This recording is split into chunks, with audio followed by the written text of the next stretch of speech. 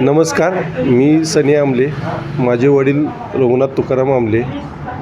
मला जिल्हा परिषद आता जे इलेक्शन चालू आहेत त्यामधील आता उमेदवार म्हणून घोषित झालेले इंद्रजित पाटील आणि बळी कळके, पंचायत समितीला बळी कळके, हे दोन उमेदवार आता इलेक्शनमध्ये खो गाठलेले आहेत. ज्यावेळी मला ह्या मोठ्या आपल्या महाराष्ट्रावरती कोरोनाचा गाळा पडलेला होता त्यावेळी आमच्या बाबासनी कोविडच्या लागण झाली होती. बाबासनी आणि आमच्या आईला पण झाली होती. त्यावेळी मी फोन केला होता इंद्रजित पाटलासनी भैया म्हणलो असं माझ्या वडिलासनी झालेलं आहे आणि काय करायला पाहिजे. तू कुठलंही चिंता करू नकोस, तू डायरेक्ट तुझ्या पप्पासनी घेऊन वडिंग्यामध्ये ये.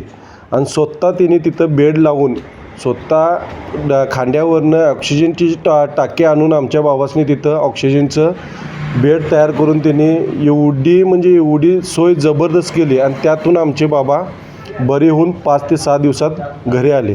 त्यांचे जेवढे उपकार फेडता येत नाहीत एवढे भरपूर उपकार आहेत की म्हणजे सांगता पण येणार नाही एवढे उपकार आहेत.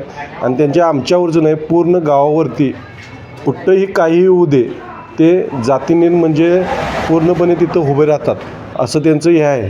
आणि तसेच आमचे बळीबापू पण आपल्या चिखली गावात कुठेही काही असू दे, कुणाचंही काम असू दे, तिथं लगेच धावत पळत जातात. ते कधी कुणाला नाही म्हणत नाहीत, कधी कुणासंगत वाद नाही, कुणासंगत काही नाही.